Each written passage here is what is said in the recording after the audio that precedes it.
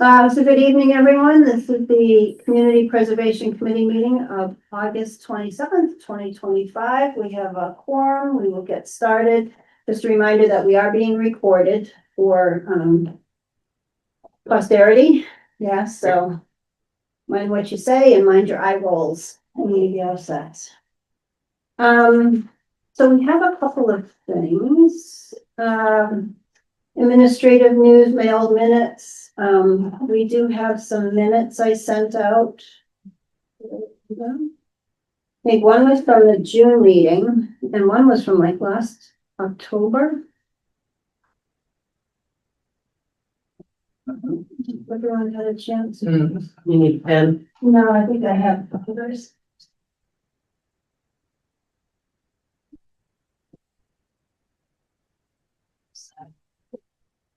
Linda, did you have any edits? I do not. I thought they were fine as is. They looked great. It must be perfect then. So do we have motion to accept?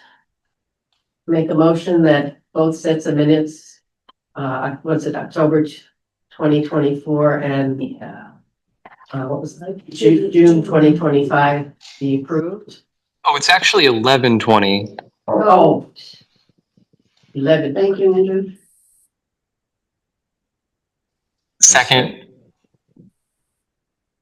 All right. We'll do roll call since Andrew is outside. Mitt, Yes. Linda? Yes. Carolyn's a yes. Kate?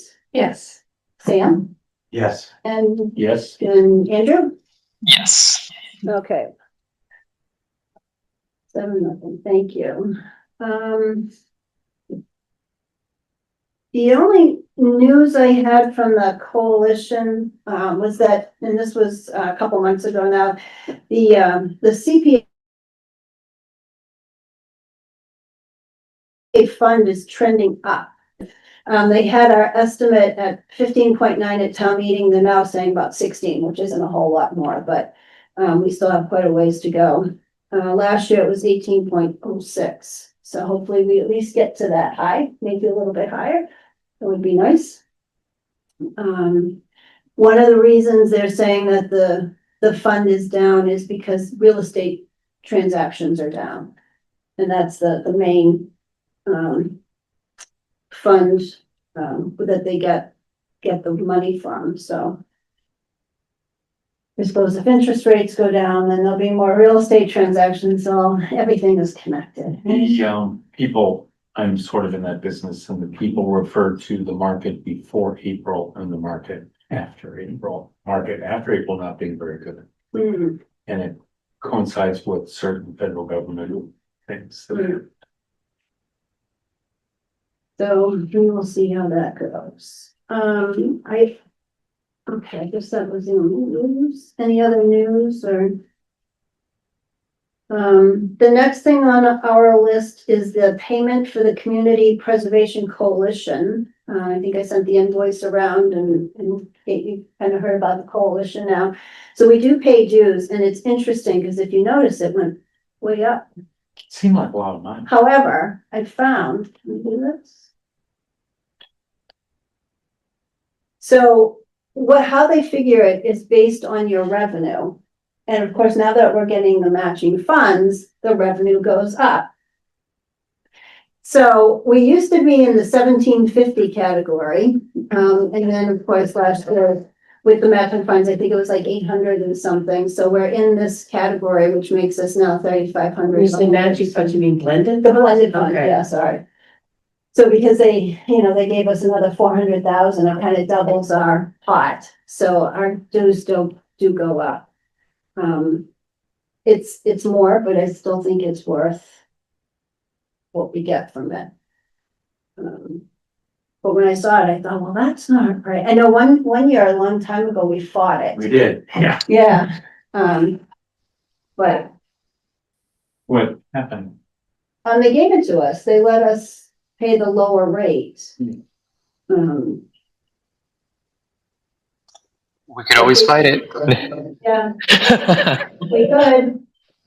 I mean, they do good work for the CPA communities. They do. what people feel. You remember what our rationale was last time for fighting it, that it was so much higher than the previous rate, or?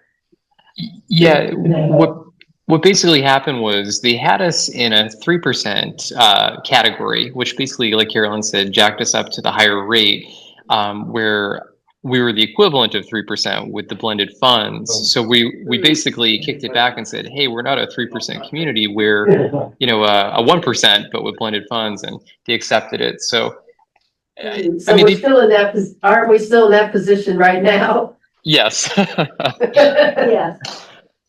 However, we are taking advantage of the blended funds. Yeah, I don't know, do you want to push back or should we?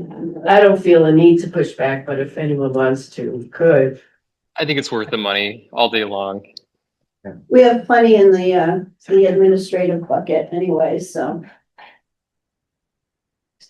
Okay. So we want to make a motion for the 3,500? I make a motion to pay the bill out to the coalition for $3,500. I second it. All right, Mitt, Yes. Linda. Yes. Carol Zieski. Yes. Sam, Yes. Jeff. Yes. And Andrew. Yes. Okay, great. I'll take that up to attorney. Thank you. Let's see, any member updates? Anything to report? No, the Historical Society has contracted or found the preservation company, and I think they're gonna start the doors at the end of September, so someday you may see us with a funny temporary door, but that's good news. So the tennis courts are well underway at the middle school. Yes. Mhm. Yeah.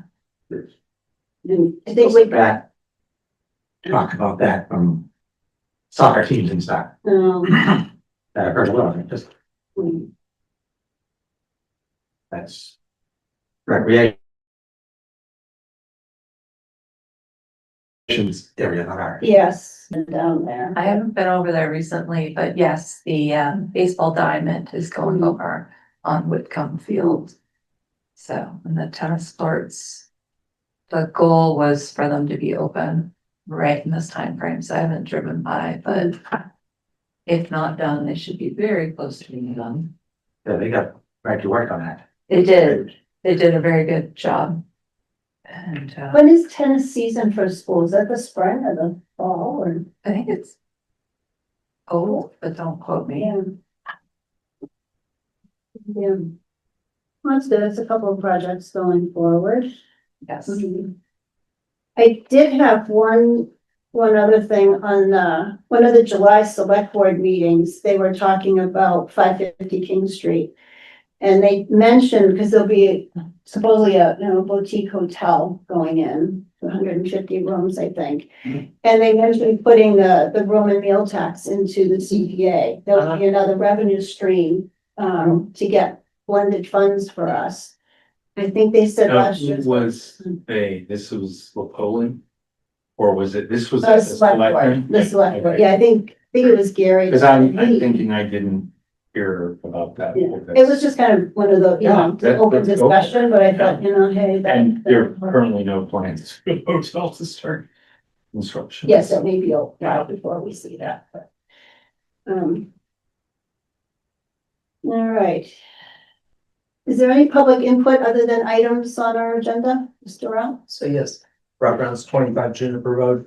So first, thank you. Conservation Commission recently approved 2 of the projects to go forward that you had funded, the walkway that Andrew brought before you, and also invasive plant removal. So those got clearance with your funding. Those should get done. I think the tentative timeline for is this year still.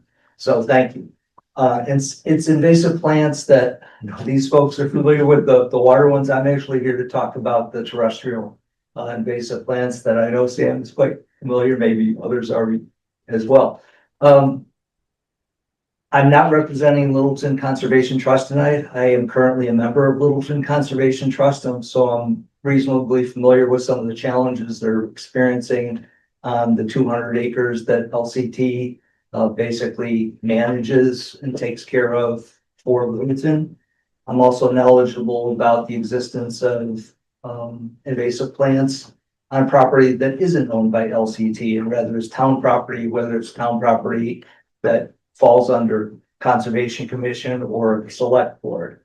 And so I was here months ago asking if I, as an individual resident of the town, can bring forward determination of eligibility and the other document in order, and was told, no, you need to go through different, organizations, et cetera. And so what I want to present to you is my question. Don't have any asked here tonight. Want to be real clear about that. But I'm kind of thinking to myself that LCT, with its responsibility for managing 200 acres of both town property or property managed by Select Board or property that it owns itself in Littleton, that they might have that standing. And so I recognize, and Andrew was very helpful to me over the last couple of days, that when it's a property in your determination of eligibility form, there's a question that says, do you have ownership of the proposed property? So that would result in, if LCT wanted to initiate something on a CONSCOM property, go through CONSCOM, if that come through the channels with you, similar with Select Board for things like town forest and that sort of thing. But then there's also property that LCT owns that is still available to the community, et cetera. And so I wanted to just present to you this idea that ultimately I'd appreciate conversation, a time where you can, there's no timeline on this, there's no urgency, but I do think it's something that I'd like consideration and get a perspective from you so that I can carry it back to the LCT group and say, we have this ability to go this way with CONSCOM, go this way with Select Board, and go this way with LCT properties, because invasives, from my perspective, are overwhelming our community and everywhere else as well. And we're losing the battle. And I know as a member of LCT, and again, not speaking for them, but it's now dollars. Weed Warriors, which I'm a member of, volunteer efforts. He's the previous conservation agent, told me and others, give up. And some of them I've said no and poured in hundreds of hours on some of her properties. But the reality is it's going to take some money, similar to what you've done with regard to your Frog Pond $30,000 project that you approved. So that's all I wanted to say. Appreciate your time, appreciate any consideration you can give to it. I'm more than willing to be educated offline. Don't need to take the time of all of you, but it's something that I think is worthwhile, and it's a problem that I think exists. And I'm trying to find funding sources to deal with the problem. So thank you. Yeah, but reactions? Well, if I understand what you're saying, I think, wouldn't the LCT already have standing if they put a project before us, couldn't we review it and vote on it? Right? Is that kind of your question? That's my question. Yeah, I'd like to just confirm that, because it was kind of a new, I'm kind of used to seeing different Littleton approved boards, committees and commissions, and yet LCT is a 501c3. I think nonprofits can come before us with projects as well as town boards, correct? Yes. And what is the standing of maintenance versus improvement, or? That's the only thing we have to see. Is it a maintenance or is it a one-time project? That's. I'm with you. Hmm. It's awful to drive around town and particularly my bugbear is Japanese now, to see it just taking over. And I spend, every day I'm on Long Lake Park, which is a LCT thing, and it's not terrible there, but they have a lot of bittersweet, a lot of poison ivy. But the parking has a lot of knotweed, and it's gotten to the point you can't sort of like get out of the parking lot without being hit by a car coming down, the road. So if we could accept a rationale for that being eligible for funding, that'd be great. And whether, you know, we approve it or not, or the town approves it or whatever, but, I think many people are educated on the non-move situation, and I have had it on my property for the whole time I've lived there, and I managed to keep it to, you know, to almost nothing, but across the street, which was the Northern Bank property, it was terrible. It would almost break up the street, you know, and they did some kind of professional mitigation with some imported from England super vinegar that worked. So anyway. I mean, but they had guys with, you know, like hazmat. Wow. So just off the top of my head, and I don't know if this would fly, but could we look at it as sort of capital improvement, meaning the land itself is the capital and getting rid of the invasives would be a capital improvement? I'm willing to stretch in whatever direction, you know, to make this, once again, time you may not approve it, but, to sort of bring it forward, or, and I would think that every other, you know, the highway, you know, the highway department, the conservation commission, they all ought to get, expertise in dealing with this. If I could just, I think what you said tonight is very encouraging, so thank you. And I think that, Jeff, what you just laid out, I think there are opportunities with regard to specific invasive plants and treatments that are proposed to eradicate them. Linda, to your point, some of these invasive plants change the soil. So there's different ways that I'll share your feedback with people who are much smarter than I am about this stuff. And we can attempt through identification of proposed portions of property in order to make an argument that might seem to fit the parameters that I've just heard tonight. So thank you. And to just kind of follow up, I mean, as Rob's highlighted, when it comes to treating invasive plant control as, you know, an eligible project, when it comes to the preservation of open space, if invasives ultimately run over these properties and destroy their ecology, I mean, that's the definition of preserving property, open space, right? So that's another way to kind of look at it. But yeah, in terms of, can you guys hear me, by the way? I don't know if this is working. Yes, yes. Oh, perfect. And so the other point I'd like to touch on too, that Rob was kind of curious about was, you know, when it comes to funding projects on private property, there is precedent for using it in town for the Historical Society and the Congregational Church. And actually, I was just pouring through a few things on my computer as we're kind of having this discussion. And CPA does allow for open space preservation on private land as well. So it would appear that if the trust did file an application for eligibility and funding, it could potentially qualify, you know, for us for invasive plant control. Yeah, if I may put in too, this is Smith Wanzer. Open space in Massachusetts refers, thank you, Internet, to publicly and privately owned land protected for conservation, etc. And communities develop open space and recreation plans to guide in planning, and it makes those lands eligible for state grants, eligible for our grants, I would think too. And so, and even a project could wrap in multiple properties. I don't think it would be against the law to have a proposal that was brought by, say, the Littleton Conservation Trust to help on their properties and additional properties, so long as they sort of, so long as they appeared on some publicly endorsed map, like our open space and recreation plan that the town has given a big check mark to. I think it would hold water. So it doesn't have to be project specific. I don't think it has to be public.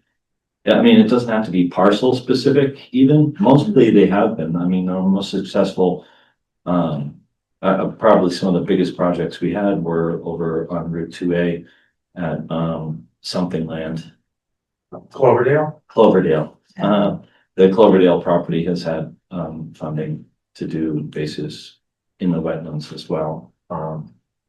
And so I think we could see. Okay, thank you. For that, so. Well, that will go into the head next. In between, you have, I just, left this on the agenda, the, town council's opinion on the Clean Lakes, the Mattawanaki reallocation request. So I want to just get this in the minutes. Since we missed our meeting last time, I don't have the letter with me. Here, I think this is it, isn't it? Yeah. So, we had, Clean Lakes in for the Mattawanaki, project that we had they had applied for and had passed town meeting. So when we talked about it, we said, yeah, we think it's okay, but I did pass it through, town council just to make sure, and Ivrea went through it, and she also agreed with the committee's decision, because of that one phrase, the backup plan. So we did get a letter, and, I did communicate to Dave Barr for Lake Mattawanaki so that he was able to use those funds for the other project. So just like I said, just wanted to get that into the minutes, although it's kind of old news. Oh, I'm sure I have that at home, be fair. So that's just it's kind of an update.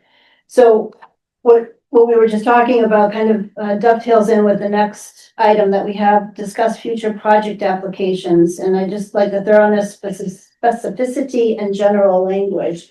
We've kind of talked about this a couple of times, and this is kind of good timing because, and I'm not sure how I want to start this or how I want to talk about it, but some of the projects I had noticed that had come through, and one was like the Historical Society doors. We didn't have a quote, we didn't have photos, you know, when do we push that? You know, should we have these things? We do have. Let's see.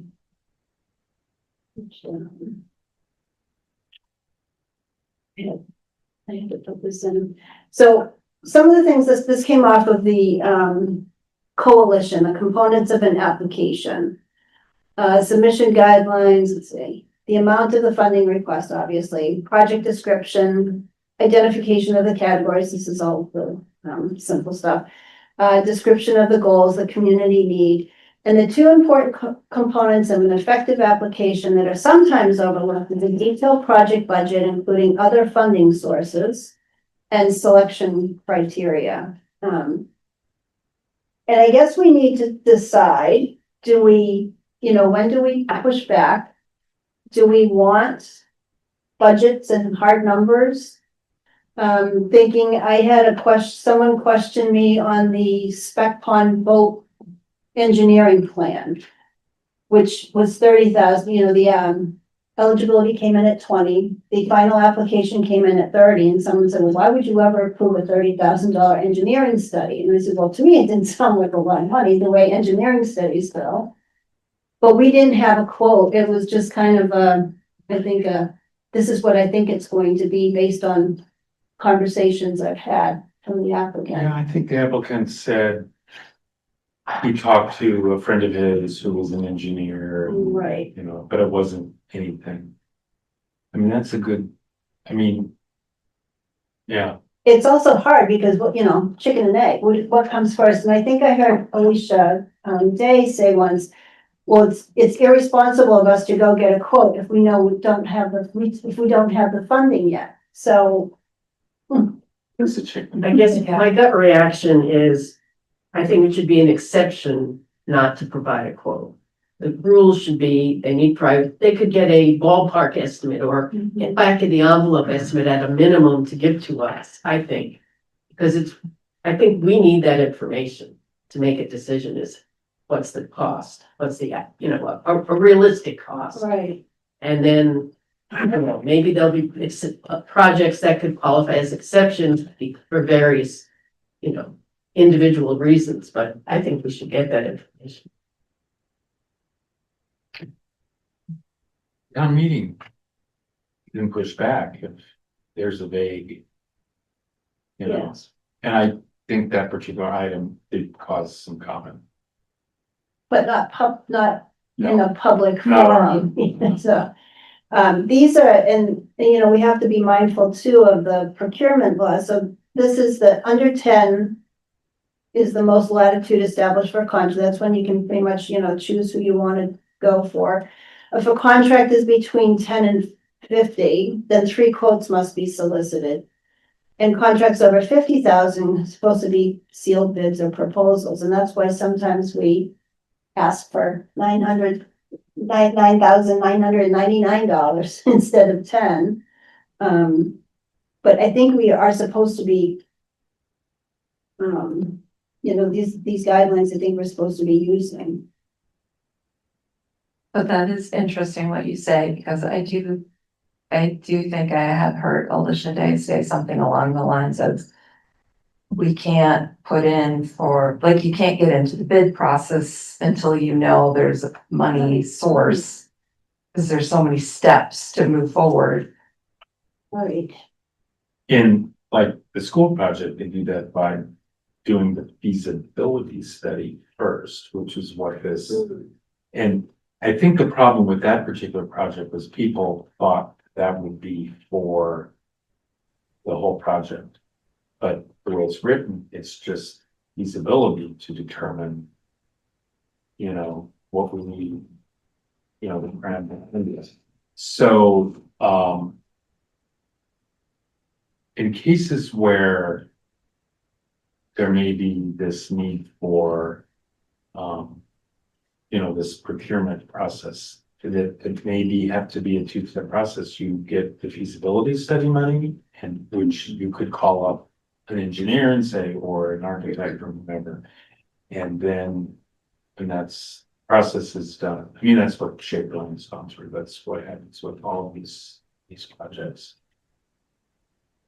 Yeah, I don't know if that's the answer, but that may be the process. I really have mixed opinions on it, because I think we're special in some ways, because the spectrum of projects in terms of their scale is so broad for us.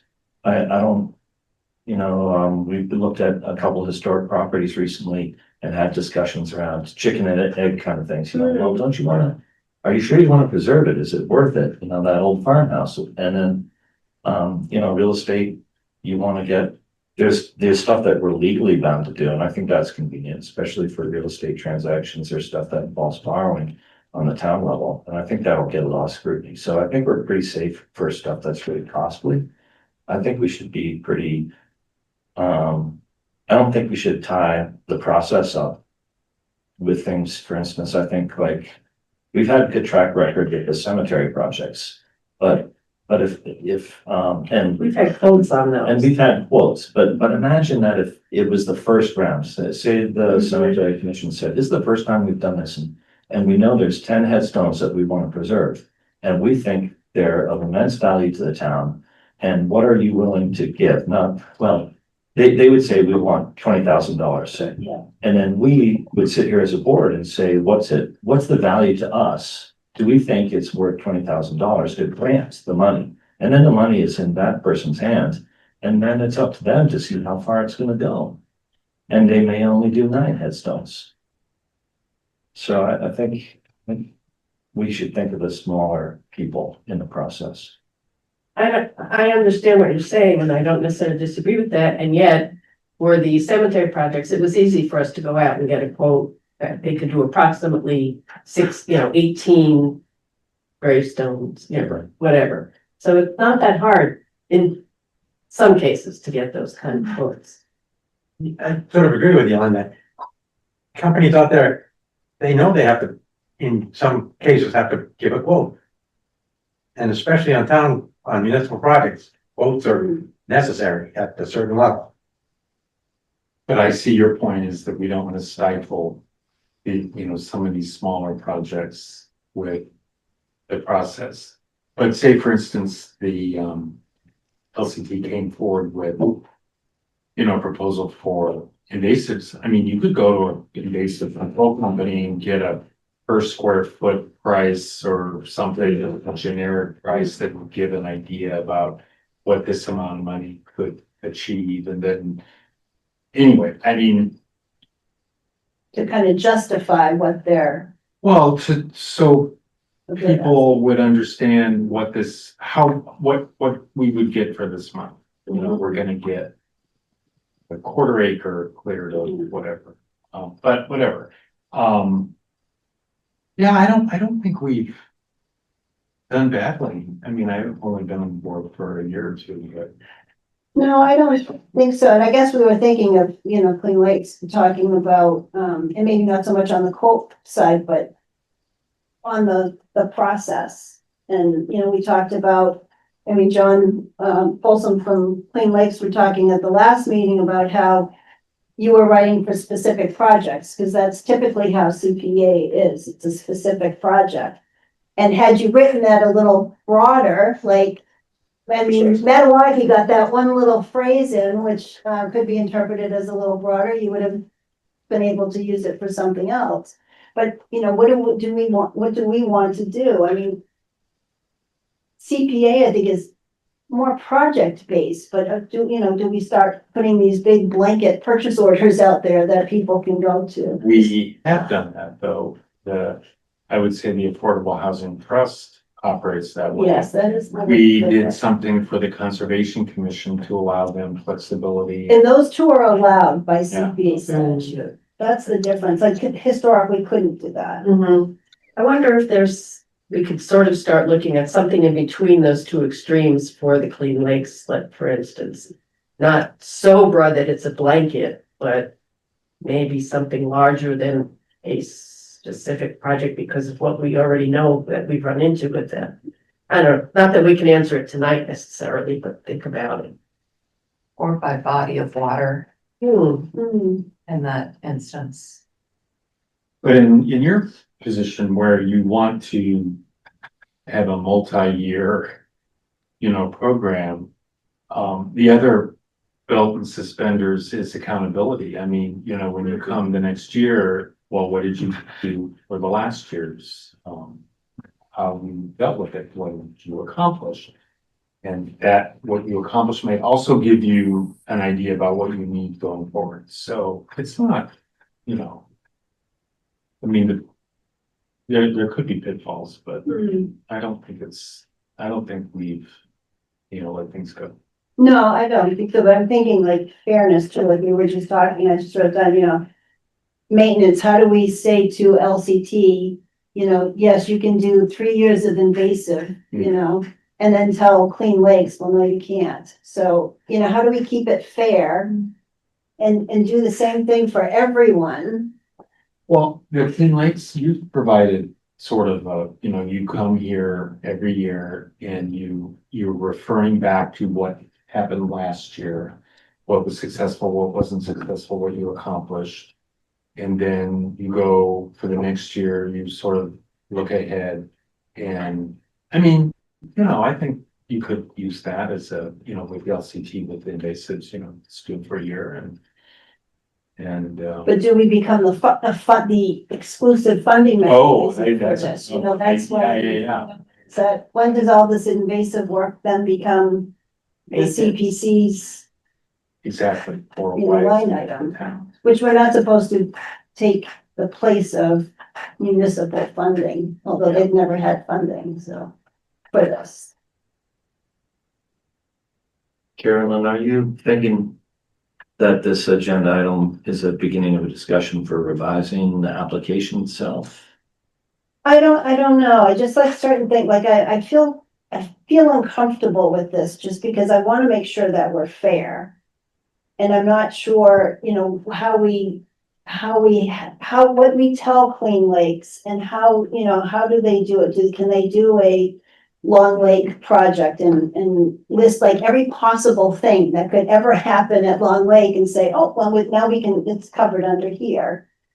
Or do we go back to you know, the project, you know, the passion project. I've seen CPA, you know, called, you know, for passion projects, which is, you know, I think the original spirit of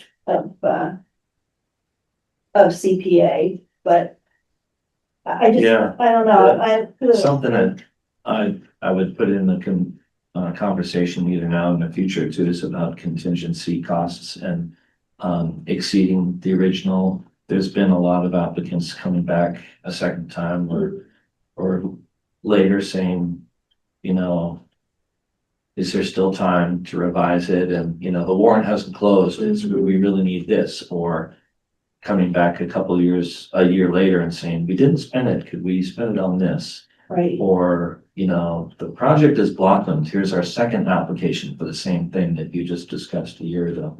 I think that's something important to tell the applicant at the outset, you know, tell us what your expectation is for unseen, you know, have you put in a percentage for overruns, et cetera. Let me just make sure we've all spoken. Andrew or Bartlett, do you have anything to add? Yeah, just a quick note. So when it comes to lake projects, for the most part, it's invasive plant control. Those are the big ticket items that I think we'll be seeing probably over and over again in the near future.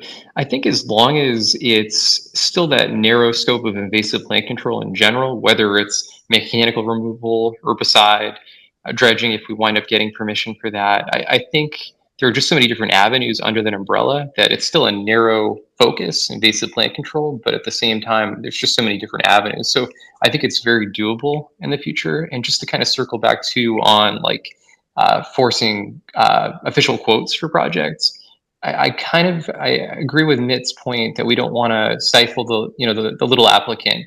And I know getting quotes is like pulling teeth for a lot of different projects. Like it's next to impossible sometimes. So I think, you know, Linda had mentioned kind of that back of the envelope rough quote. Ultimately, if a project gets approved and it goes out to bid and everybody's overbid, it's not going to happen anyway. So it's just one of those things. But I think it's workable. But it's a balance because we do want that due diligence on the side of the applicant. You know, they can't just throw anything at us. There's a high bar to get consideration by our committee and approval ultimately. So I think a reasonable back of the envelope style figure at a minimum would probably be best. So you mentioned it like having it as a narrow scope. So like on John's application where it was narrow. Yeah. Yet he wasn't able to use those funds this year and wanted to apply them to something similar. Yeah, that's where it gets a little dicey. I think it's doable, but it really just kind of requires like John, you know, taking everything into account at the beginning of, you know, planning the project and saying, you know, what, like Carolyn, you mentioned, you know, what else could potentially fit under this umbrella of, you know, open space preservation. But yeah. So like plan B, like they did for Mattawanakie. Exactly. Maybe a little more specific. Yeah, the better defined, the better. Otherwise, we're kind of interpreting, you know, one sentence and that everything hinges on it. So yeah, absolutely. If they could make it a little more defined, that'd be great. Yeah, so if you could define it for like invasives, and then the backup plan would be herbicides, but you wouldn't want to put new docks in the same, right? So hey, we've got extra money, we want a fishing dock. Yeah. Yeah. So. But under invasive, you know, just what Andrew just said, under invasive plant control, the application could say, you know, there's various options, there's eco harvesting, there's herbicides, whatever. And, you know, that would be, we will select one of these methods as a best practice or whatever. All right, and maybe this commission should have a conversation with like the DPW or whoever, like for invasive plants, so that we're not the sole funding source. Maybe we have a conversation with the town about, right? Yeah, I think Clean Lakes is attempting to be a line item eventually. We are. Yeah, slowly but surely. I see. I- A question if I might, Hmm. on any request, is it, does it make any difference at all? Perhaps I should ask, but I will ask, if you would rather see, a project come in, under budget, so it frees up additional money, so it's not spent, returns to your coffers? Or would you see a project that ran over and we have to make another application for further funding, of you? Is there a preference?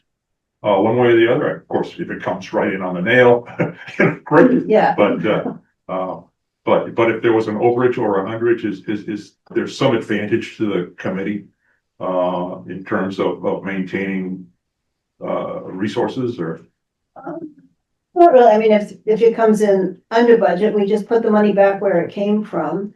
If it's over, that's like the applicant, you then have to wait for another funding cycle. So, I don't think I have any opinion. When, or, I think you were saying like, part two of a project is that with that, and sometimes it's not like poor planning, it's just like something happens, if. I don't. Trying to think We're of- currently having a problem with overages, on the, Mill Pond, path renovation, to access the boat launch. Engineering costs have gone ridiculous, and $20,000 will not now be enough for us to renovate an existing path. Very embarrassing, but, New it's requirements. mostly new requirements through, Conscom. Uh, For engineered drawings and an analysis of runoff on the same bank that water runs off now, only with a longer path. It's just kind of distressing to me, but there it is. We'll be doing the engineering, and I think we'll probably seek another source, or in fact, come back to you for the actual labor to do this project. We'll see how it goes. At Conscom, I'm telling you. You'd be listening, Andrew. We also have a new stormwater bylaw that was promoted, it was promulgated by the state, but that is what you're doing. Mr. Rounds? And tree roots. I just want to throw out, I think my experience with watching and being here, I've seen rather a quick sequence between the determination of eligibility document and request and consideration, and then the project. And I just wondered, as I'm thinking about it, in order to address this little subset, primarily the quote and back the envelope, or however it wants to be framed, that if you could differentiate with regard to your expectations with regard to quotes between the two, because I think a determination of eligibility in the meetings dealt with here and other places thinking about coming before you, it's more than a germ of an idea. A lot of work's already involved to bring it to you for a determination of eligibility. But it may not have reached the place that it's more, if it's in excess of 10 grand to get 3 quotes. It probably isn't there as yet. And I just wonder if you could feel like you could adequately give a determination of eligibility for a dollar amount, and you could accept something less than the prescribed number of quotes for that determination of eligibility, and then reinforce with whoever's requesting it of you with regard to, that's okay for this one, but in the next one, we're going to need this volume. I just wanted to throw that out. It's a possibility. If everything was wonderful, my dream is that someone comes in with an eligibility request 3 months before the Yeah. application, and that just doesn't happen. If you look at what we have in our rules and regulations, I think we have people coming in. Clean Lakes has done great because we've kind of molded you to us. We've been able to get there, but a lot of times like the Park and Rec, it comes in on, right the week before we have to get it onto the warrant. So I think that's the template is you submit an eligibility, we talk it over. What do we want? Do we want photographs of this? Do we want quotes? They go back and then they create the application. That's great if you have time. But I think we have found that Well, I think that's just good for me to know. These folks have done the work, you've reviewed them. I'm still learning. And it may process. come that they sometime might not be able to, you know, there might be something all of a sudden in April where they say, But what I'm hearing you say is determination of eligibility is a lower bar than, say, the project, yeah. quest. Okay. Especially ones that keep coming, I mean, obviously now we know that invasive plants is eligible. I mean, we almost don't need the eligibility for that. It's like the gravestones. I mean, we've done that, you know, a few years in a row, so. But if it's a brand new project, there's something that someone's not really sure about, you know, like when we were doing the houses and things, I'm like, you know, is this acceptable? Then you really want a little bit of space in between so we can look things up and, you know, research and. And I know in years past, we'd kind of looked at other communities where maybe there's a few eligibility requests that come in towards the beginning of the fiscal year, and we kind of save the funding applications until, you know, maybe a couple months before the warrant closes to kind of lay everything out and say, okay, this will get funding this year. This could probably wait, just because, you know, who knows what the future holds. What if the competition for the different categories gets intense? We might have to make hard decisions like that, as opposed to you came in the door first, you get the money. So we do eligibility. And I think we had talked about potentially doing that at some point, but I mean, we're all guilty of that last second, like, oh my God, CPC, here's this project for town meeting. Right. Yeah, the timing is so hard. And I know, isn't it Westford, Andrew, that like they have a hard cutoff? Yeah, Westford. Westford, they hear like everything and then they stop and then they go and look at everything as one big. Yeah, Harvard does it too, because they don't delineate the categories like we do in terms of, you know, open space gets this percentage, historical gets this. So everybody kind of has their bucket. It's just one big bucket that they kind of split up. But yeah, but food for thought, maybe for the future, but we do what we can.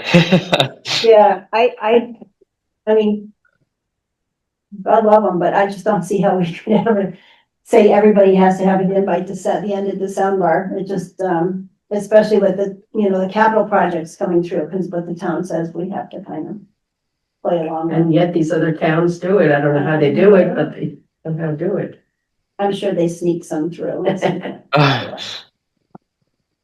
Mr. Barr, you had your hand up earlier. Do you still have a? Yeah, so I guess, you know, you were talking about ways to have a bit more generality in terms of like in specifically looking at the lake issues. Would it be appropriate to say that in some cases we're looking, like you said, to eradicating or managing aquatic invasive plants, and that's the objective, and we don't know exactly, you know, but a year from now or 2 years from now, what the actual conditions are going to be and which the best, most appropriate method to use for it would be at the time, but that's the objective. And if the funding is used to deal with aquatic invasive plant management, for instance, that would be acceptable. Or does it need to say it would be eco harvesting, or it would be herbicides, or it would be diver assisted suction harvesting, but nothing else, or maybe potentially those and maybe something else. And if it's something else that still falls in under the umbrella of invasive aquatic plant management, and it wasn't one of the things that was specifically listed, we would come back and say, is this okay? But the umbrella project was been approved by town meeting, and it's just up to you to say, yeah, that's still in what we've got in mind. And I just want to chime in and say, I don't know if it's this committee's place to exactly dictate what form of removal or control it would be, because also what if some new technology comes along and then you're unable to utilize that unless there was a catch-all Yeah, there could be phrase. any number of reasons, Yeah. like last year where we were planning to do eco harvesting this summer and we weren't able to, but we, would have been able to do something else. Or like, so there's any number of reasons, but if we're saying generically or with a sort of the focus and the reason is to do this, and we may use different, possibly different methods to do it, but this is the objective. Is that an appropriate approach? Or maybe using the best methods that are available Right.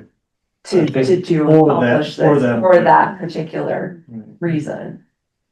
Yeah, Dave, Go ahead, Andrew. I'm sorry. I was going to say, Dave, I think you hit the nail on the head. Keep the objective as invasive plant control, and then in the application list, it may be performed via, a number of techniques, lists the possibilities, like put everything under the sun. And it just basically says, if we're giving you $80,000 to do it, you can spend up to that amount using any combination of these methods, as permitted. And I think you'll be covered. And one of them would be, or best possible method, Yeah, so that you have. Yeah. or, best, whatever the expert recommended procedure is. I mean, something new could pop up that's we're not even aware of. And I would hate for you to be like, this is the new best way to do it. And because we didn't list it, we're out of luck. I wonder, Good point. I wonder if we could ask under those circumstances for them to let us know what that method is and describe it to us, so we're accountable with our Yeah. money. Yeah. I think we're talking about specificity here, which is one of the things about this application process we want to discuss. And I think Dave's example is excellent, but I don't think it's necessary to list all the things. Noting what the council's opinion on the reallocation request. When reading that letter, they focused not at all on technical matters, nothing on biology. It had to do with the spirit of CPA. And the CPA law is so sparse in its language, the lawyer has nothing to do but fall back on to preserve Well, that's not totally true, because the reason that the lawyer said, yes, it's permissible is because herbicide treatment was included in the original application. So there was some technical information. Okay, interesting. Well, then I guess my question would be, what if an applicant came in and just said, we want $20,000 to support the wellness of lakes. We're gonna preserve the open space. That might be a little too general. You would want to say Right. invasive work, which could include herbicides, eco harvesting, or whatever. And I think the word Technique. "good" there Yeah. is helpful, Yeah. but also belies their intent. Bartlett, did you have something? Well, I just want to say I agree with Andrew and with most of what's been said, that a stated goal of invasive removal with some listed proposed methods is fine. And I'm working on the model of housing, which is support of affordable housing, and I guess we apply for grants, specifically for rental support and for purchases and stuff. But I think that, stating the goal with possible means of accomplishing it is fine. And I don't think we need to go more than that. Mr. Barr, did you have something further? I'm just to Linda's, comment, I think the reason that the town council had to fall back on that specific fact that we had identified herbicides as a possible alternative was because in the first place, the request was specific to eco harvesting. Right, you're right. And if we had said instead that we wanted to deal with, aquatic invasive plant management instead, then, it wouldn't have needed that. Yeah, you're right, yeah. Okay, yeah. I do have a question. If Clean Lakes Committee, for example, came back and said there's a new invasive species that has taken over the lake, would that be a separate request to manage then? It would all. As long as they don't, go ahead, Andrew. Oh, I'm sorry. Yeah, so essentially invasive plants would be under the same category. So whether it was, one particular variety that was existing or, like you said, a new one emerged, I would assume under that same application, you could still attack them all and get rid of them. But even if it was like worms or another fish or something, like a species, not a plant. Oh, yeah. I mean, you could just maybe tailor the application to say aquatic flora and fauna. Yeah. Just the reality also of invasive critters coming our way. Yeah.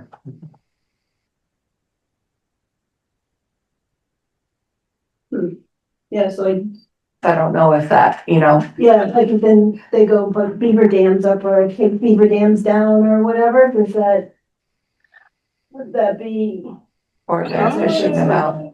That's more controversial. Different? Yeah. Yeah, I know. I was trying to think of a thing that might be. But my brain is going to, I was just in a different country and they had to bring in divers to try to get rid of the invasive fish species. So anything's possible, right? But there are even lakes in the state that have to deal with that, Yeah, fish or slugs or clams. yeah, exactly. Fossils, whatever. Also, So I just wanted to see what we think about that to help alleviate issues in the future. I don't know. Well, like maybe what Andrew said, include fauna, Yeah. flora and fauna.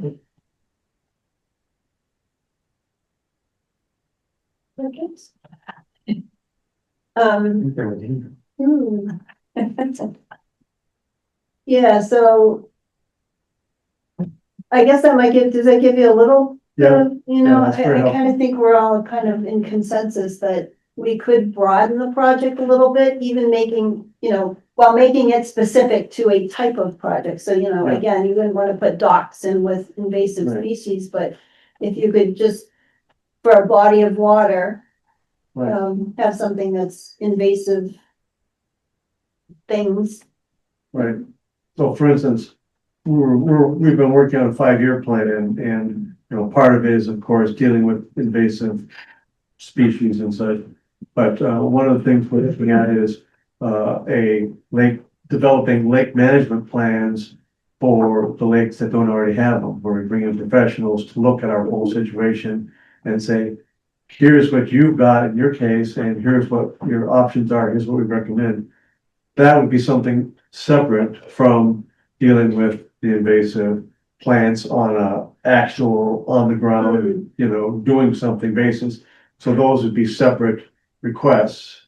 But, actually dealing with, trying to fight the eutrophication would be sort of what we've been talking about. Yeah. Yeah. So I has can this see that. has this committee ever funded management plans of different?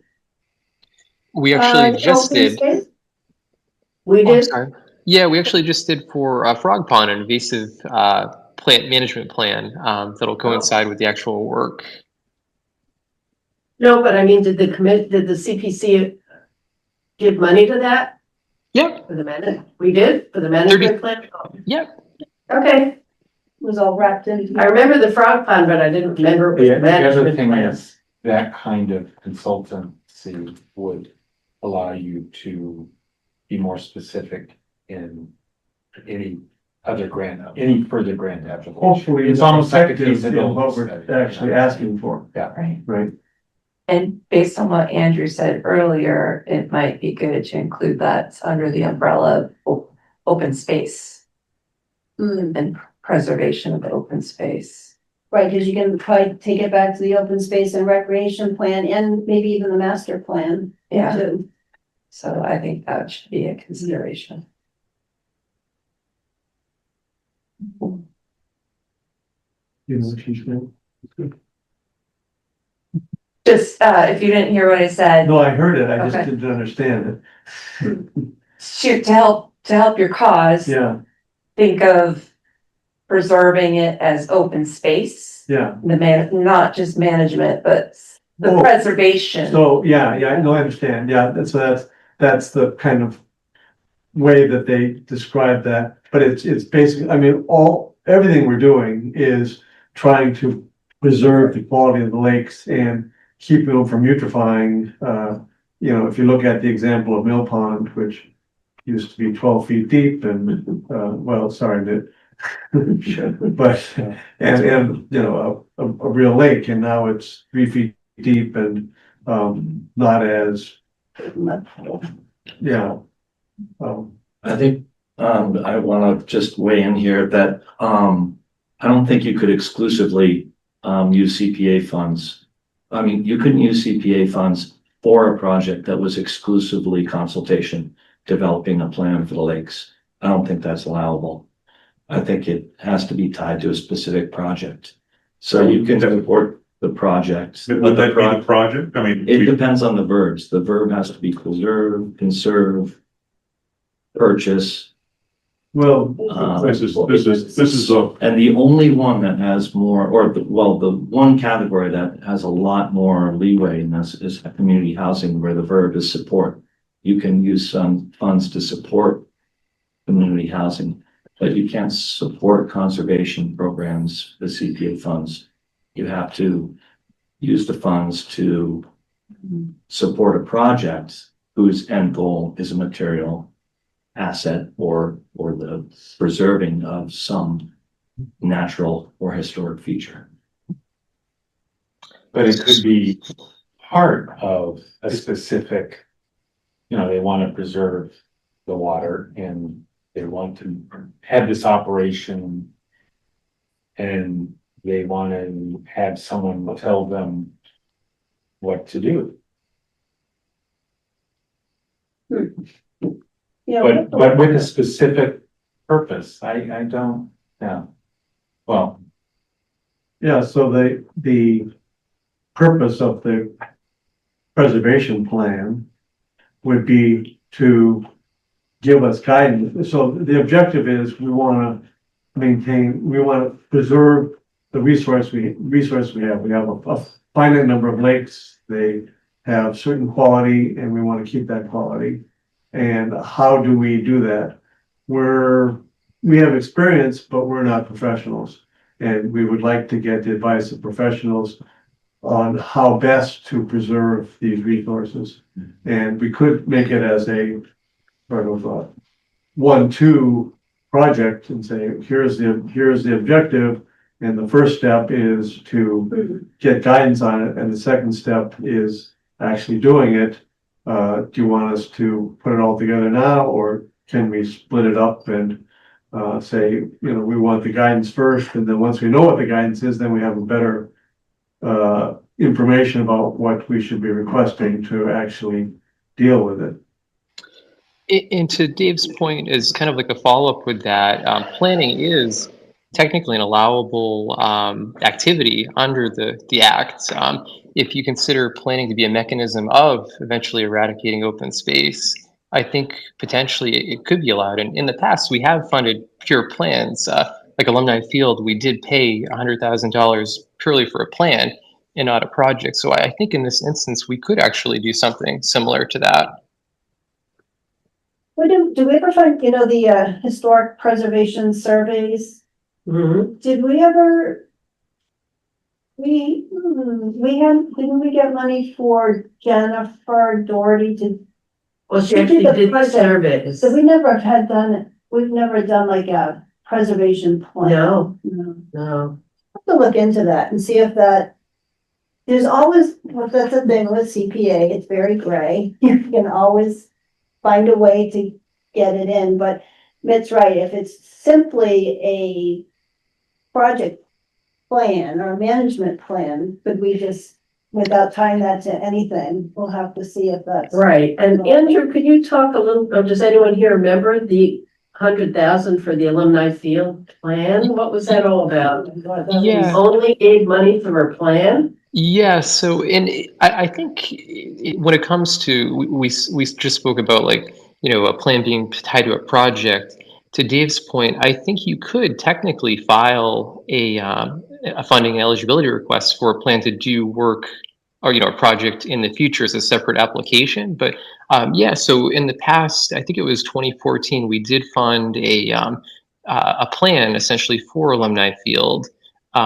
Just a pure plan without any actual work or site work, and I know that was considered allowed under the act, and I think a lot of other communities have used it for that purpose. So I think as long as you have that planned future project in mind, I think purely developing a management plan or a plan for a particular project would be allowed as like its own standalone project or application.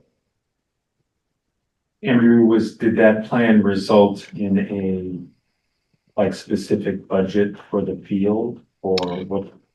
So I think it was a mixture of not only site plan, design, but as well as planning to gather those estimates. I think at the time there were rough, estimates as to what the total project would cost, but I think it was all part of that planning stage.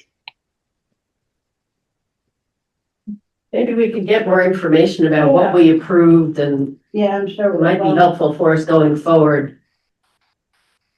We'll try to- Can you feed all the notebook into AI and?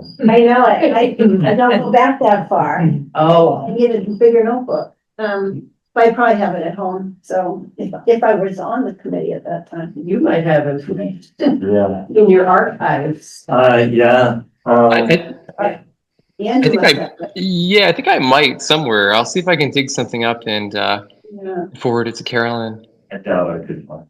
And the other thing is, if Andrew, if you think it's allowable, like planning is mentioned somewhere in the CPA information, that it's legally allowed, that would be helpful too, if we could find that in the CPA. Yeah. We could ask CP, We could just ask the coalition since we're giving them more money now. Yeah, once we send I'll pay the dues first, yeah. That's a good point. When the check is cleared, I'll email them, yeah, okay. All right, yeah, we'll take that as a to-do to really look into that, to see how we need to touch that for our future. It would be also interesting to, even though I was on the space committee at the end, Andrew, I don't remember how the lakes fit in and what all that language was. I need to look at the plan about what was stated for preserving lakes in that plan. Yeah, lakes were definitely touched upon in quite a few areas. Yeah. It was the same with the last two plans as well, where the townspeople really prioritized, their health. Because that might also help, lead us. Okay. All right, but I think that gives you kind of an idea of where we're headed. It sounds like we're all kind of in agreement. Yeah. So that's good. Okay. So May town meeting, obviously, we don't have a schedule yet. I'm sure they'll be coming in soon, but I think last year you came in like December or something, December, January, and since we already kind of been through the eligibility once already, that should be fairly easy for you to do. Is that a good time, December? I think so, December, yeah, because we'll have to vote usually by March, our March meeting, because the warrant usually closes mid-March, depends on what the calendar looks like. Sometimes we're before it, sometimes we're after it, we can always call a special meeting, but if we could, be able to vote by February, March timeframe. That would be good. Okay. Any last comments on? I'm glad you asked, because I'm not comfortable being among all of you. If you say we're all in agreement on this, I feel Okay. more and more like community preservation. The key word is preservation, and the spirit of the Community Preservation Act is to preserve things that we have. And they don't have to be physical things. That's why open space is part of it, but the land that we live on is a physical thing. And I think that is really, and so that includes lakes and ponds and stuff. So, there are avenues that money will flow down towards, projects like those, the Clean Lakes Committee. But I think design is something to really be careful about, because when I do a second search on the internet, it says that funds must be used for a capital project. The design costs specifically must be associated with an eligible capital project, not for routine maintenance or non-capital planning. This sounds like non-capital planning. So I'm not totally trustworthy of the AI generated return on this, but it does make me say, well, when I reflect on it, what's my philosophy on spending is that non-capital projects or non-capital planning is line item stuff. That's where the Board of Select people should step up and say, we want to support clean lakes and towns. So we need to fund an office, and we need professionals who do the work to advise them, and we contract or we hire them through the water department. That is like the province of that board. I think what we do is special and unique. Not unique, it's just special in a different department, which is not planning. It's about specific or urgent or material needs that the community has for preserving something in the spirit of CPA. Accomplishment more than planning. Yeah, and planning is necessary too, but I think I'm other than housing, I think I'm really leery to provide, like this comes up all the time with recreation. I'm very leery about our committee being the sole avenue of funding for the Parks and Recreation Department, because their revenue through their programs is good, but it's not significant to what they need to accomplish, and the kind of projects that they're promoting, hundreds of thousands of dollars. No, they're not going to fund that through fees and programs. They need a reliable stream through town meeting that is not through CPA, I think. You don't disagree.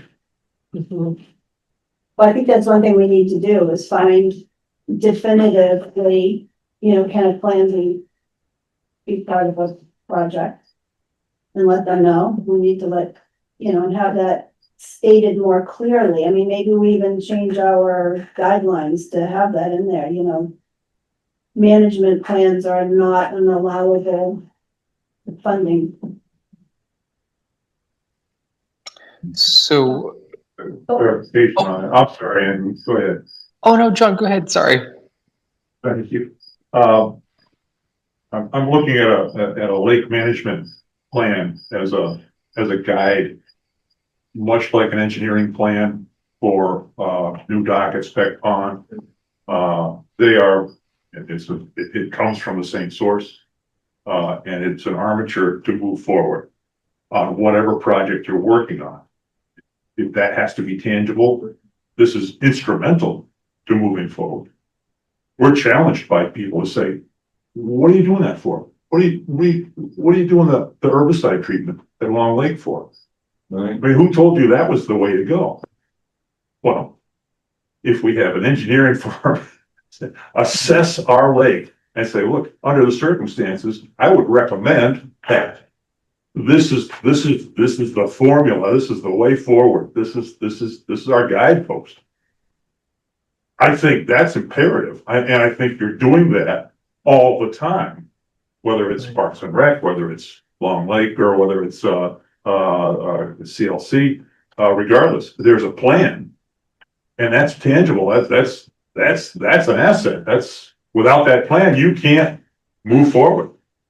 You produce plans all the time, and you fund plans all the time, constantly, always. It's part of what you do. It's what you offer. You're replacing, you're restoring the doors at the Historical Society. There's a plan for that. And that's part of the cost. Yeah, and John, just to follow up, I really see that plan as a tool, right? As a means to get that work done. Absolutely. Absolutely. So did we, I mean, my memory may not be correct, but were there times where we funded a plan or design or architect, an architect or engineering plan, and then the project fell through? But we paid for the plan and then the project didn't happen? What No. about the tennis courts that when they, On the first, the first go around, over at Cooper, but Cooper, that got pulled though. yeah. But And when these tennis courts were torn down at Shattuck Street, when Joe Laney was here and they put a project, did that ever actually go through? I don't think I was ever a part of it. When I joined Parks and Rec, I was told that when there was no plan for the tennis courts at all, which was why Parks and Rec was pushing. They said the tennis courts were coming offline, but there was nothing for the community to bring back online. There was nothing in the works yet, which was why I think Alicia Day took it under her purview to make sure we got something since they were removed. So I don't know for So there certain. was no plan. That's what I've been led to believe. Yeah, and as a part of funding that project, there had to be a plan made, but it was part of the project funding. For the senior center, those tennis courts were removed, but there was nowhere in their budget that new tennis courts would be built somewhere else, which is sidebar why I'm pushing so hard on Shaker Lane to make sure that fields are part of that plan so that the town doesn't get stuck in the same spot with you have open land, but no money to do anything with it.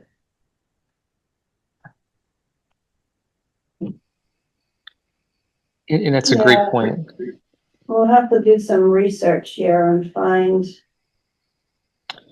we ever funded plans. We definitely did for alumni. Yeah. It'd be good if we could find something about that. I don't know, it's a long time ago. So would your management plan, let's say, did it have specific projects in the plan or? Not necessarily. It would identify what the specific issues are that are causing the lakes to be degrading and what the causes of those are, and should identify methods to deal with those. And there would be a number of methods, and unfortunately, none of them on their own is going to be enough to deal with it. And it may be that, so it's challenging, right? But so that would be the idea, is to identify what is it that's really causing these lakes to degrade, and what are our options for trying to deal with that and avoid it. And that plan actually researches those things and spells them out for us. It's not suggesting a course of investigation. It does the investigation. It's a document of research that gives us guidelines to say, you think you have invasive plant problems, but your real problem is some seepage from some source you're not even thinking about. That's what's causing fish to die. There's so many different factors that you want to consider that are specific to each body of water that I think it's a strong argument that we need a management plan for each pond, and they will be specific. And I should think an engineering firm, like they would do a plan for a boat launch or something like that. It's the exact same engineering that goes into this. And it's a finished product in and of itself. It gives us direction for the future. Spec Pond is having theirs done this year. I think it's a renewal of one that's like 25 years old. So again, it's an update. But Who is paying for that? what's coming for that? Uh, I think that was Water Commissioners. Is That came from the Water Commissioners because we couldn't do eco harvesting this year. So it was kind of a little swamp. it might be better to call it an assessment than recommendations. That's more what it Yeah, is really I'm doing. wondering if it's a matter of words. And I also wonder if it's more kosher if it's part of an actual project, but whatever. You know, you'll have to go and find out what this costs. Maybe it's this huge amount of money that is not gonna come from us anyway. And you have to go to some other, you know, selectmen or water or whatever. Anyway. But this, again, I'm trying to see the difference between a plan for, say, a boat launch, and a management plan, how they're any different. Well, that's, In your, I don't, Well, I I'm think, challenging you on that. Yeah. I'm just inquiring. I mean, Yeah. it comes from an engineering firm who puts together, an analysis of, shoreline conditions and, Just its specificity. Again, we're sort of getting back to project specific Sure. versus. Yeah. So, or if we thought about it more, would we not really approve the engineering plan for Spec Pond, you know? Is that Well, something we should not have done? well, You're talking one about- comes before. The mill pond was part of, it was like the actual work plus the Mhm. plan. Mhm. Yeah, and you're right about the spec pond one, you know, that may not have been the thing to do. However, it was approved by town meeting. Hmm.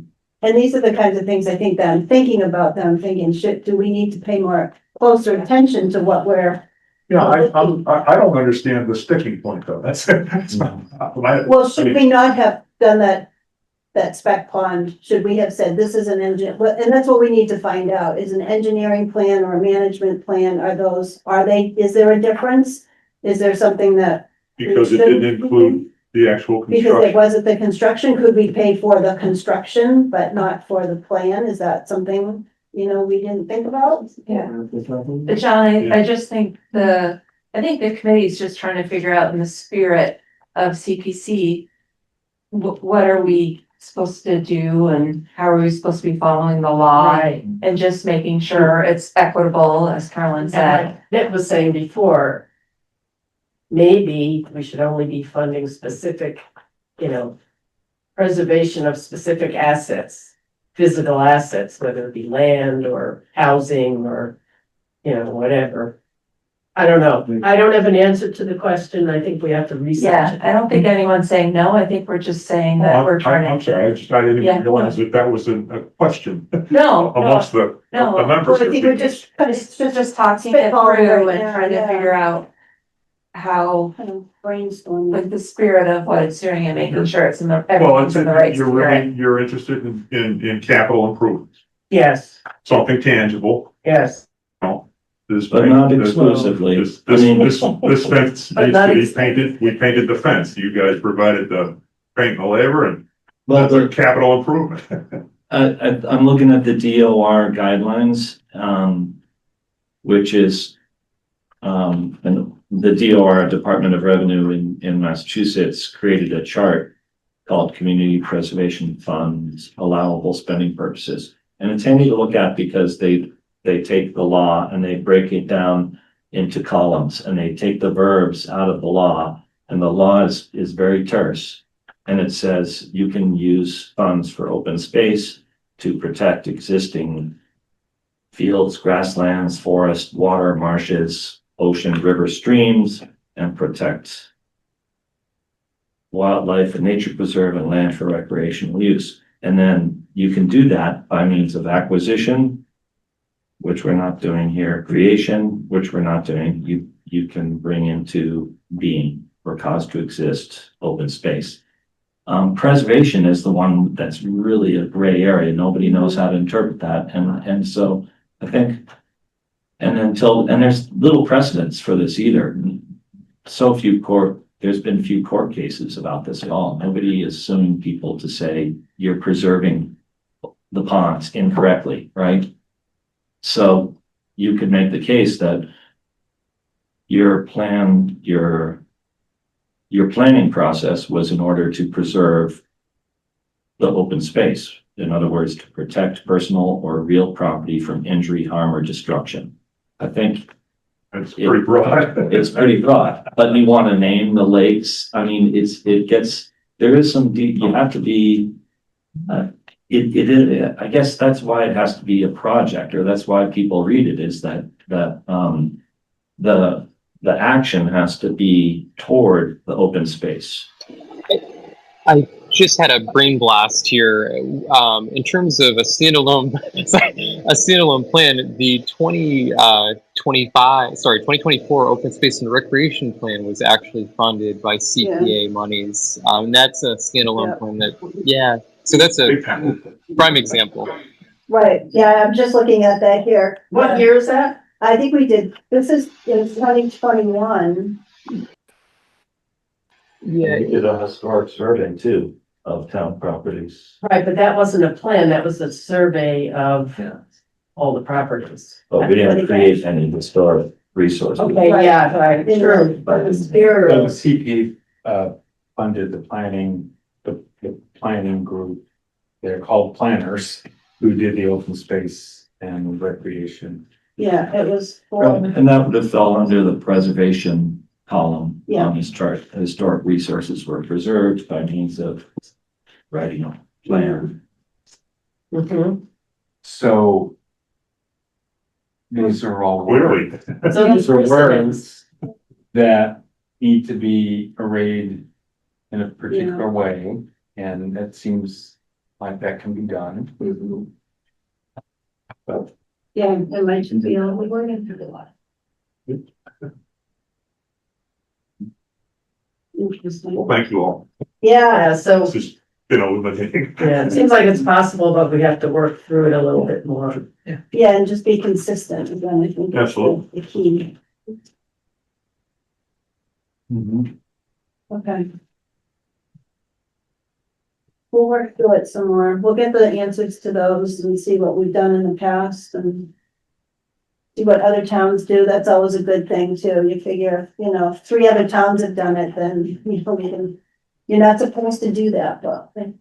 Well, but your comment was really good, and I know that in planning, we have new state regulations that have come out in various ways in the last couple of years, and when you go to presentations by the state officials who are actually writing the regulations, they emphasize that these are just regulations. The actual impact of them will be determined through years of court cases. And so, because there's just so much ambiguity. And if there aren't having any court cases, then that's fine. Well, no, maybe there's no issue, so.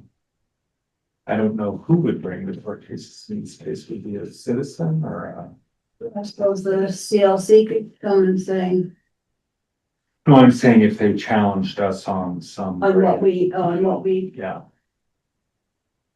because where town meeting is the one that, right, they're the That's ones the that truth. the arbiters of. not that they look Yeah. at it, but. And I think everything goes through town council anyway. I mean, not sure how much they look at each project, but. Well, the more you ask them to look, the more confusing it will become. Oh, Bartlett, did you have something? Yeah, I just wanted to say that we've hired consultants before as part of a project. And it seems to me that if Clean Lakes gets a consultant and says, here's a lake or a pond. What do we do to keep it the way we want it? And the consultant says, okay, do thus and such. They can make that into a plan, and that's part of the project. And I don't really see what the issue is, with that kind of getting a consultation or a consultant's opinion, whether you call it an opinion or a plan. It seems to be to me that's just semantics. It's part of the project. You have to know what you're going to do before you do it. I think part of the issue is if there's a general management plan of whatever, a lake, a property, whatever, a house. But then it's not really tied to any specific preservation project. I think that's maybe the issue. Right, does the outcome of a plan have to be a CPA project? Or should the outcome be a CPA project? All right. Well, if the objective is to preserve this open space, and you're supporting that process, whichever part of the process you're supporting, it seems like you're working to preserve the open space. If you fund this part and somebody else funds that part, it's all part of the same process. I would agree with Dave. I think as long as the ultimate goal of the plan is an eligible or something that would be deemed eligible by us, I think it would qualify.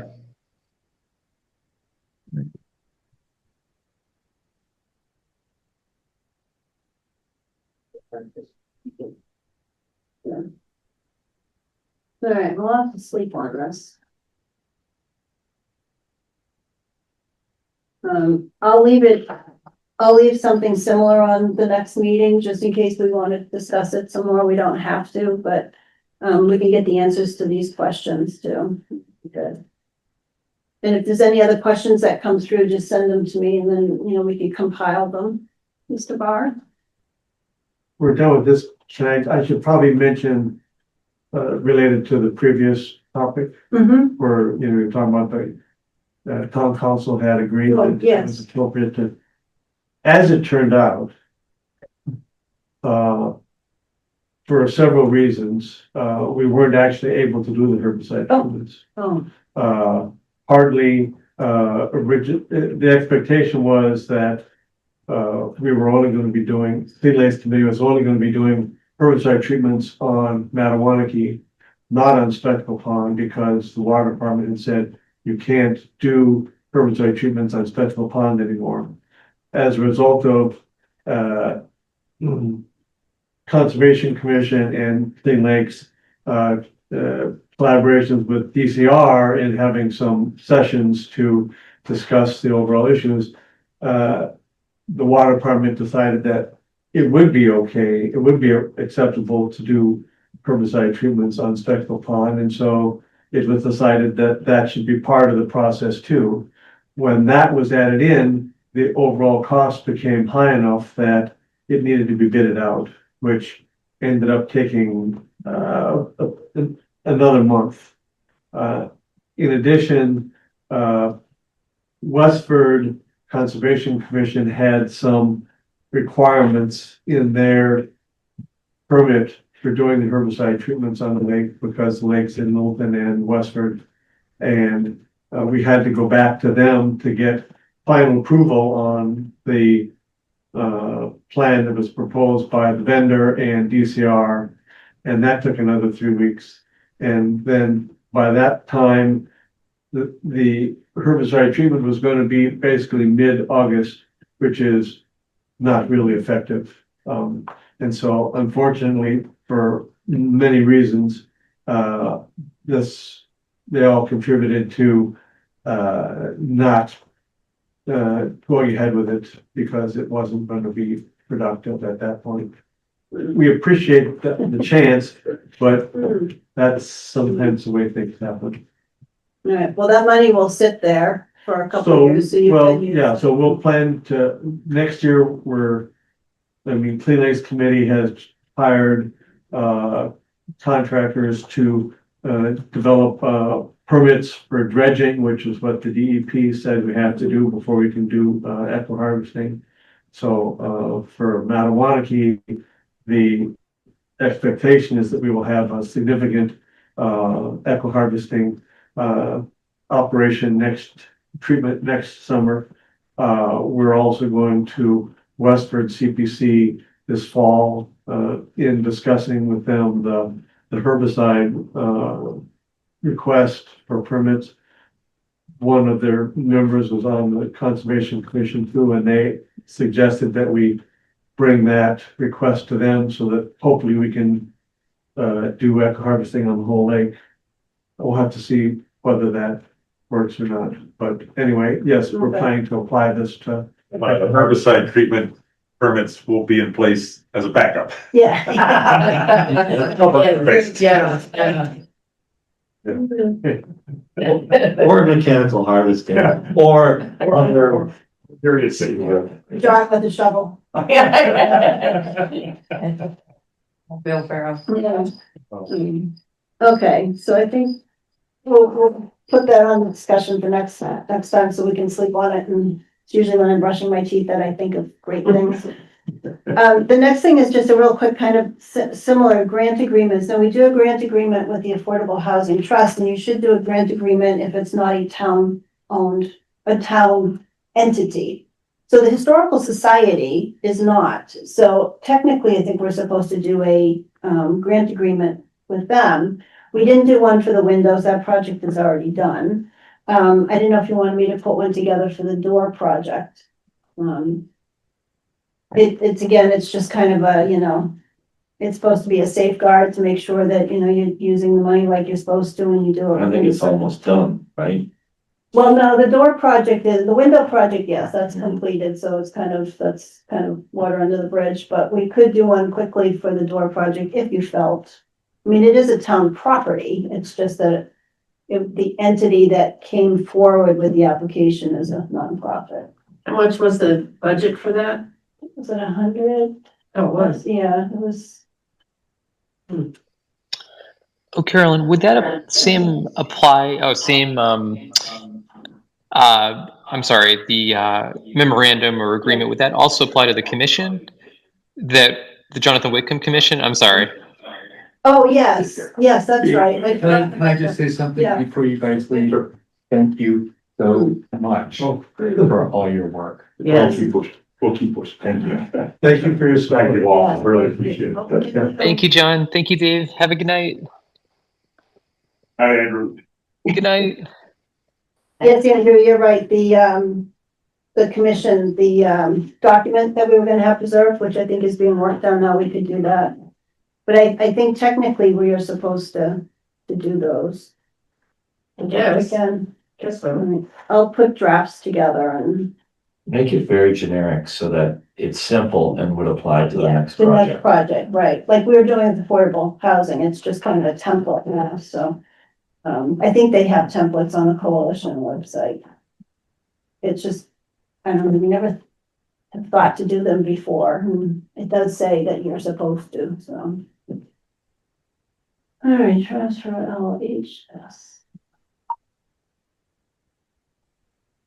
Any projects coming forward? Are you going to, for May, if you heard any? No, but, what day is today? Today's the 27th. We will have, a meeting in early September, so I will ask. Yeah, I mean, it's kind of early, but I just, just so we can keep everybody in the loop.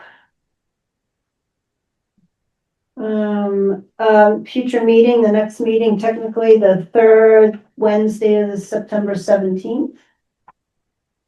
Guess if that seems to work for everybody, we'll put that on. It was kind of nice actually having the fourth Wednesday. I don't know how people feel about doing like a fourth Wednesday of the month meeting. That doesn't seem to, well, the only Well, Bartlett, it depends anyways, right? Cause you're every other Bartlett for PMBC, or is it always the second and fourth? It's always the second and fourth. Oh, okay, that's why we did it the third then. Yeah. Oops. Does that, I mean, Andrew, does the third Wednesday not work for I'm you? sorry, the third Wednesday is town meeting.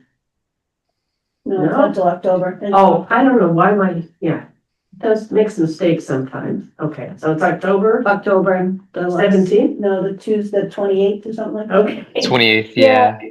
I think I emailed you something that you misunderstood. Oh, was that when does the warrant close? For town meeting? The September 14th.